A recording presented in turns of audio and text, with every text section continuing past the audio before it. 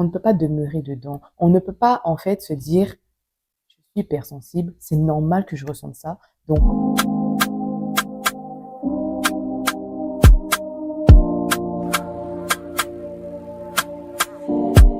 salut la team, bienvenue sur ma chaîne My Testimony. Ça fait un moment que je n'ai pas publié, je vous demande pardon. Mais comme je disais dans mon autre vidéo, je ne veux pas faire pour faire. Je voulais vraiment me laisser conduire par le Saint-Esprit. Donc là, voici la deuxième vidéo de notre chaîne. Donc aujourd'hui, je voulais parler d'un point vraiment particulier qui est monté depuis quelques jours. Et je me dis qu'en fait, c'est important de soulever ce point-là.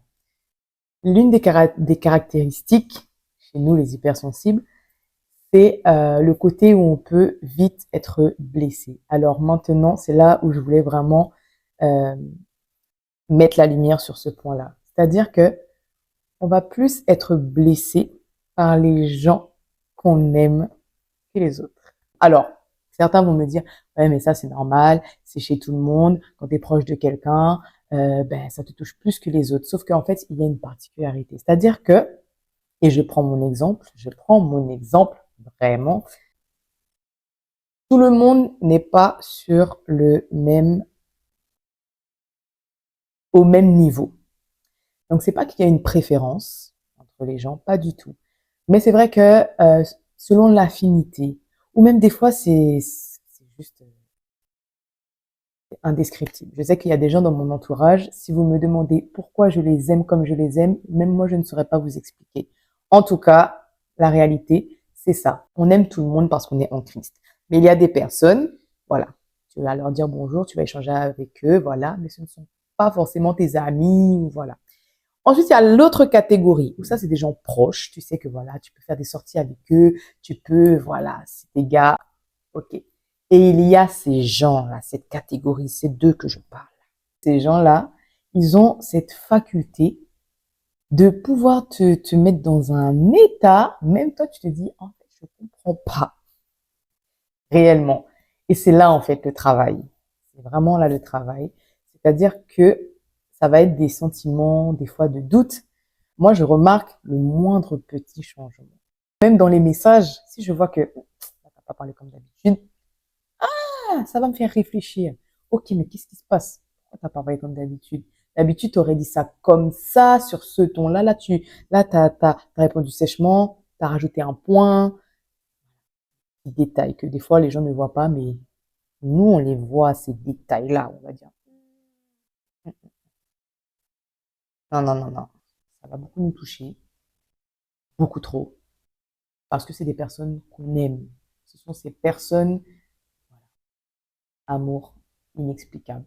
C'est juste que ces personnes sont rentrées dans notre vie, que ça a matché, ça a connecté, et de là, tout s'est créé. Mais du coup, comment pallier à ça? Il ne faut pas rentrer dans cette phase non plus où on se dit, ben vas-y, c'est bon, je coupe les ponts. Moi, j'ai eu cette phase-là où il y a un moment où je me disais, ben en fait, pour arrêter d'avoir mal, je vais m'isoler et je vais arrêter de créer des relations. Parce que quand cette personne-là va me faire mal, ça va trop me faire mal. Donc en fait, non, je vais mettre un mur, je vais bâtir un mur, une carapace épaisse que personne, si c'est Dieu, ne pourra casser. Comme ça, fini les phases de... Mais en vérité, ce n'est pas la solution. Oui, je vous le dis tout de suite, on casse ce mythe, ce n'est pas la solution. Il faut gérer ses émotions. La parole dit, garde ton cœur plus que toute autre chose. Alors, chrétien ou même non chrétien, en vrai, cette parole concerne tout le monde. J'explique la parole. C'est-à-dire que nous sommes gardiens de nos cœurs. Nous sommes gardiens de nos pensées. Nous sommes gardiens de nos émotions. Et en fait, c'est à nous de faire le filtre entre ce qu'on laisse passer et ce qu'on ne laisse pas passer. Ça ne veut pas dire qu'on est infaillible. Il y a des choses que, voilà, c'est passé, on n'a pas fait assez gaffe, paf, ça nous a piqué. Maintenant, on ne peut pas demeurer dedans. On ne peut pas, en fait, se dire, je suis hypersensible, c'est normal que je ressente ça. Donc, en fait, je vais continuer à ressentir ça. Non. Et je veux casser aussi cet aspect de tout justifier par l'hypersensibilité. L'hypersensibilité est une qualité magnifique. Je ne retirerai jamais cette parole. maintenant. Cela ne veut pas dire qu'on doit tourner ça pour justifier absolument tout. C'est ce que l'ennemi fait quand l'ennemi nous ment. Quand il vient chuchoter à nos oreilles, oui, mais regarde, Dieu a dit ça. C'est ce qu'il a fait à Ève, hein, quand il a dit, est-ce que c'est vrai que Dieu a dit? Donc, en fait, on ne peut pas, nous dire, ok, ben en fait, là, je m'autorise à péter un câble quand je suis énervé parce que je suis hypersensible. Oh, je ne serais jamais d'accord avec ça. C'est-à-dire qu'il faut qu'on apprenne à gérer nos émotions. C'est-à-dire qu'à ce moment-là, quelque chose m'a touché, je gère. Ok, pourquoi ça m'a touché? Premièrement, si c'est quelqu'un, si sur le coup ça m'a trop touché, je sais que si je vais aller parler à la personne, ça va rien donner. Je prends du recul. Je prends du recul, j'analyse, je prends le temps de redescendre. Surtout, on a besoin de ce moment-là. Redescendons, pardon. On redescend.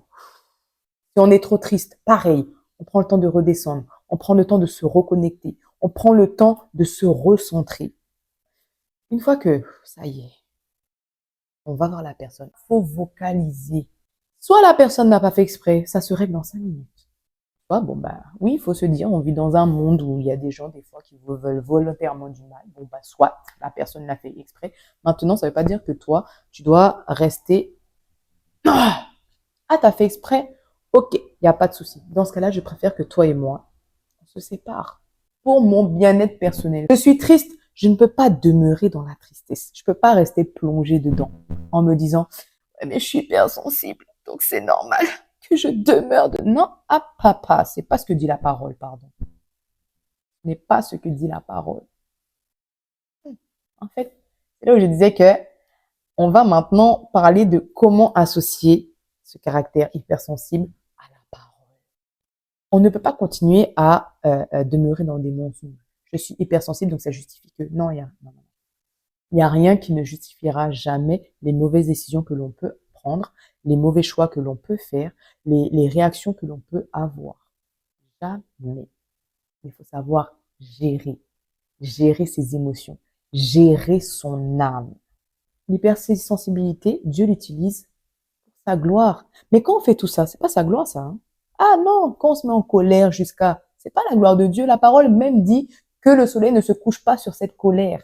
On ne peut pas rester en colère 20 ans.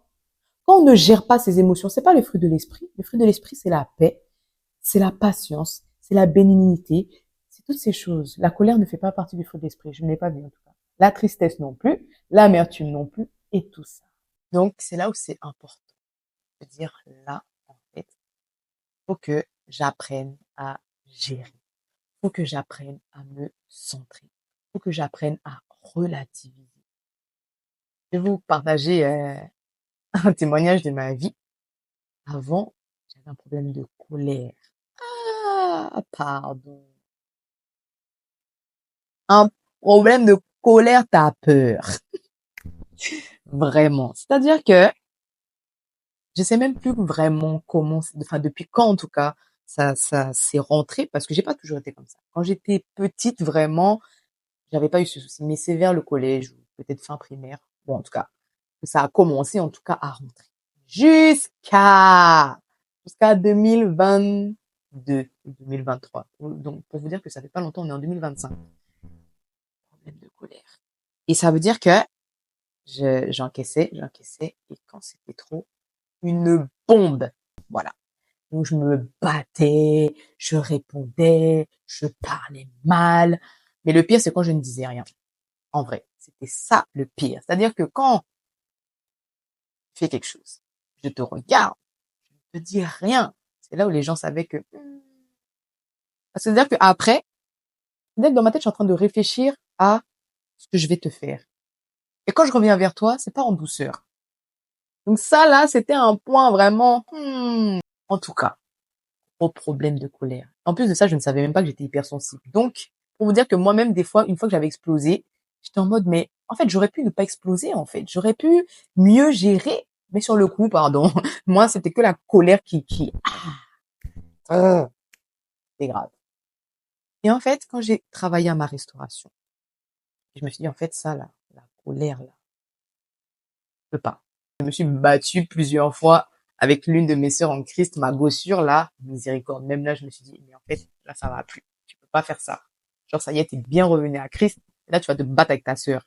Et troisième fois, je me suis dit, il y a un problème. Déjà, la première fois, c'était chaud. Mais la troisième fois, je me suis dit, donc, toi, t'arrives jusqu'à 3 fois. Mais qui fait ça? Donc, je suis allée travailler. Je suis allée restaurer. Et comment j'ai fait? J'ai pris tous les versets qui traitent de la colère. Okay, je les ai listés. Je les ai écrits. J'ai pris tous les versets. J'ai pris le temps. J'ai pris les versets. Je les ai réécrits. Je les ai affichés. Et tous les jours, je prenais un et je méditais. Je m'attardais, en fait. J'ai compris que, en fait, quand il y a la colère, là, que c'est ça qui te mène, c'est qu'il y a un manque d'amour.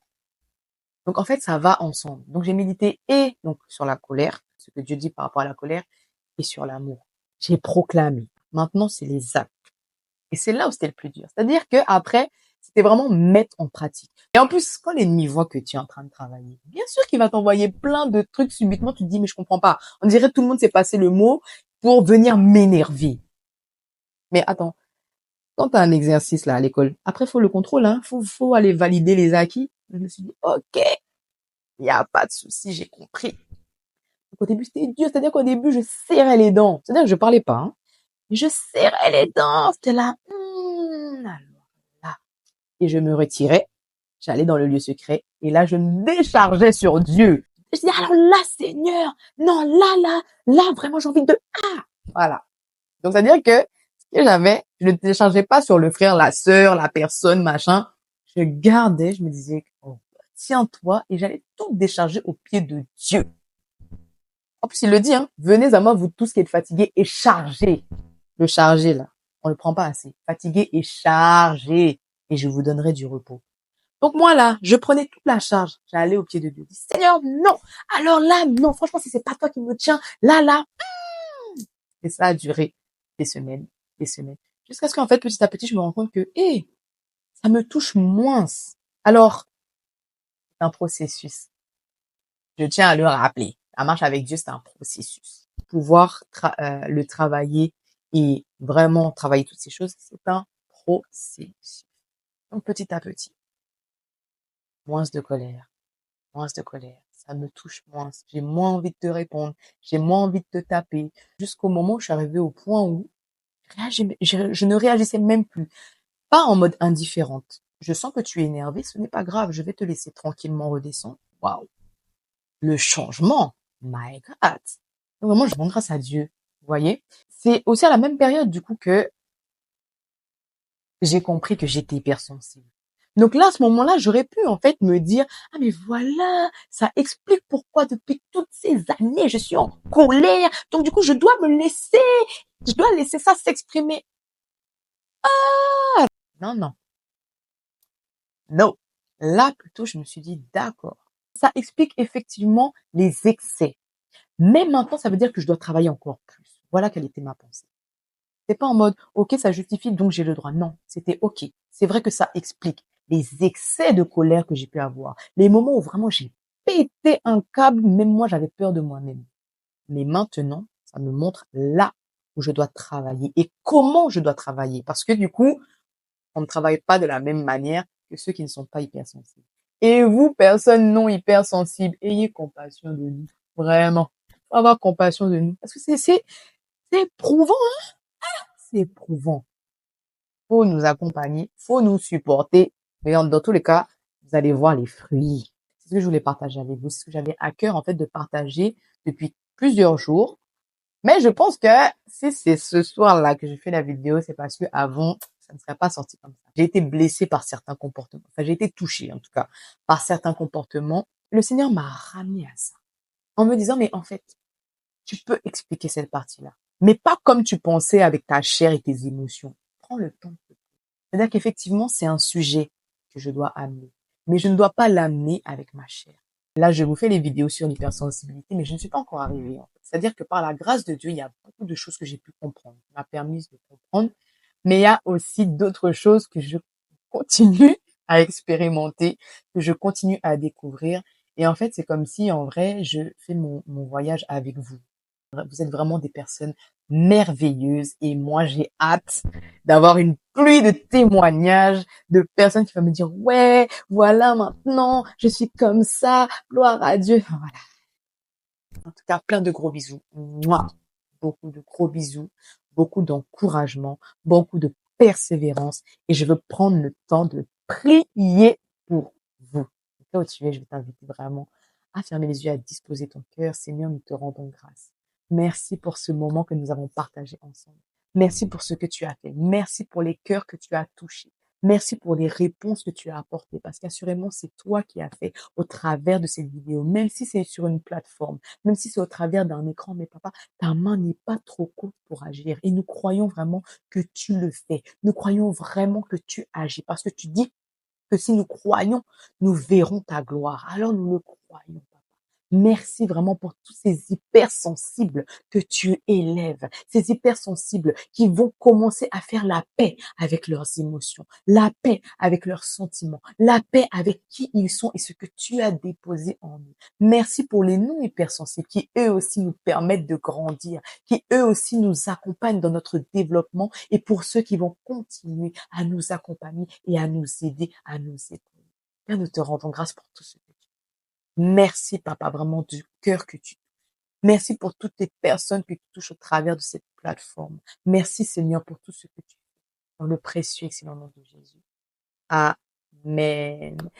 Gros bisous la famille. Blessing. On se dit à la prochaine. Mouah.